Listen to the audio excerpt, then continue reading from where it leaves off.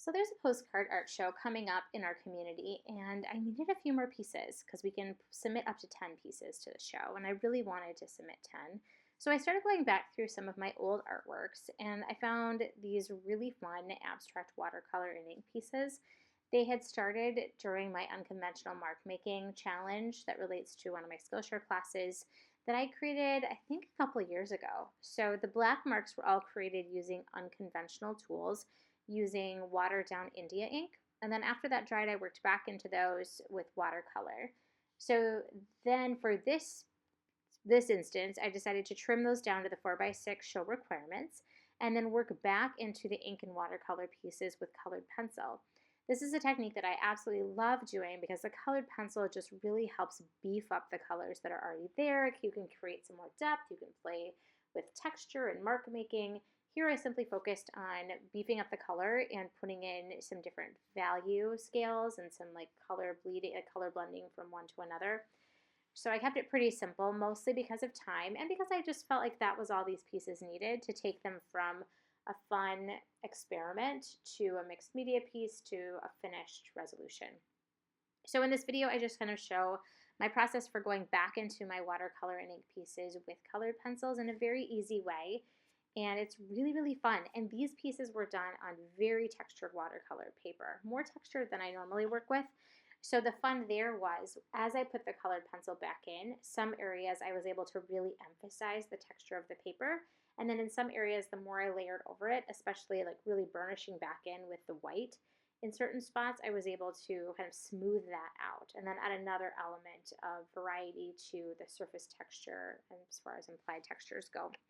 And then I really wanted to add a little bit of extra pop because I'd watered down the India ink. There was no true black happening in the piece in very many places, and really anywhere.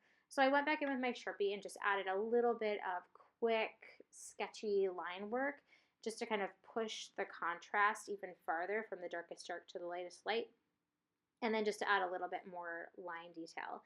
And then in the green one, I decided to go back in with some black colored pencil too, and that was really intentional to unify the texture work that was going on with where the ink was versus the Sharpie that I put on. It just kind of really emphasized the shading even more.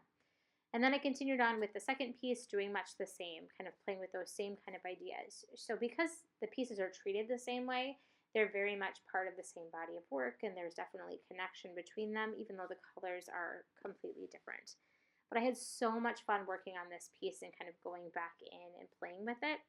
So if this is something that you try, I'd love to hear how it goes. If you want to learn more about this, I've got some other videos on the channel that relate to it, and I've got some more fun stuff coming up, both on my YouTube channel, sharing over on my Instagram, and also especially in classes that I teach over on Skillshare. So be sure to check out the links in the description below if you want to find out more about those. But let's work on wrapping up these pieces.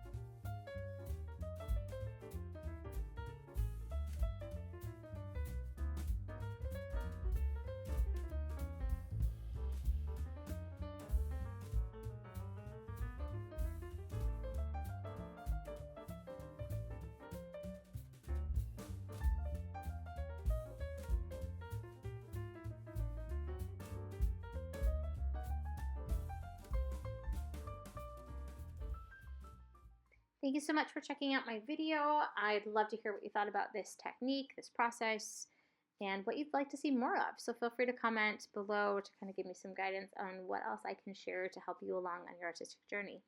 And I'll see you next time.